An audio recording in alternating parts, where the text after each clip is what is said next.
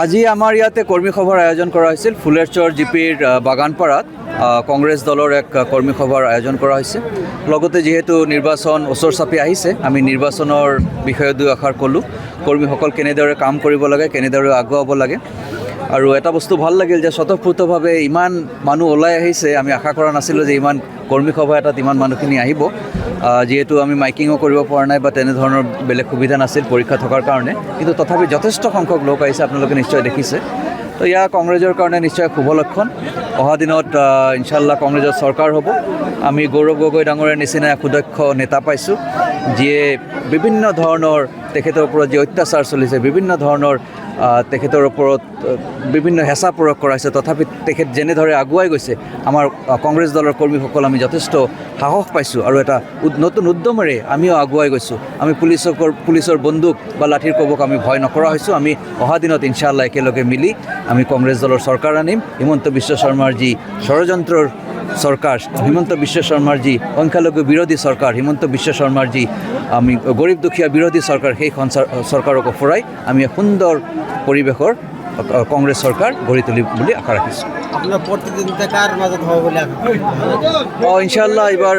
প্ৰতিযোগিতা নহয় AIDF ইতিমধ্যে আমি MP ইলেকশ্যনত 1,25,000 ভোটত AIDFক পৰাস্ত কৰিছোঁ আৰু আমাৰ ইয়াত জাভেদ ইছলাম ডাঙৰীয়াক আমি 1 লাখ ভোটত পৰাস্ত কৰিছিলোঁ কংগ্ৰেছ দলে গতিকে এইবাৰ প্ৰতিযোগিতা হয় বুলি মোৰ বিশ্বাস নহয় ৰাইজক ক'ম যে আপোনালোকে নিজৰ মনটো অলপ শক্তিশালী কৰক হিমন্ত বিশ্ব শৰ্মাই যিবিলাক অত্যাচাৰী শাসন চলাইছে যেনেধৰণৰ ৰাইজৰ ওপৰত অত্যাচাৰ চলাইছে দুখীয়া দৰিদ্ৰ ৰাইজৰ ওপৰত বিশেষকৈ সংখ্যালঘুৰ ওপৰত যি অত্যাচাৰ চলাইছে তাৰ বিৰুদ্ধে কংগ্ৰেছ দলে মাত মাতি আহিছে আৰু অহা দিনতো মাত মাতি থাকিব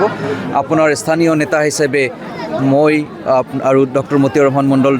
ডাঙৰীয়া লগতে আমাৰ যি কৰ্মীসকল আছে সকলোৱে মিলি আমিও সেই যুঁজত চামিল আছোঁ আমি ৰাইজক আহ্বান জনাম যে আপোনালোকে আমালোকক সহযোগিতা কৰক অহা দিনত একেলগে মিলি আমি এই যুঁজত চামিল হ'ম আৰু কংগ্ৰেছ দলৰ চৰকাৰ গঠন কৰিম ইতিমধ্যে দেখা গৈছে কংগ্ৰেছৰ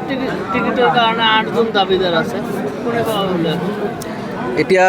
আপোনালোকে সকলোৱে জানে যে এইটো বিভিন্ন ছাৰ্ভে চলি আছে বিভিন্ন ধৰণৰ মাপকাঠিৰে দেখা হৈ আছে যে কাৰ জিকাৰ চান্স আটাইতকৈ বেছি কোনে দলৰ কাৰণে কিমান কাম কৰিছে তো গতিকে মোৰ যিটো বিশ্বাস হয় যে ইতিমধ্যে সকলোৱে যোগ্য নিশ্চয় সকলোৱে যোগ্য নহ'লে তেখেতে এপ্লাই নকৰিলে হয় কিন্তু মোৰ বোধেৰে যিহেতু 2021 চনৰ পৰা আমি টিকট নিদিয়াৰ সত্ত্বেও আমি লাগি আছোঁ দলে সেইটো বিবেচনা কৰিব আৰু কংগ্ৰেছ দলৰ এজন সৈনিক হৈ 10 বছৰৰ পৰা মই কষ্ট কৰি আহিছোঁ গোটেই অসমতে মই কষ্ট কৰিছোঁ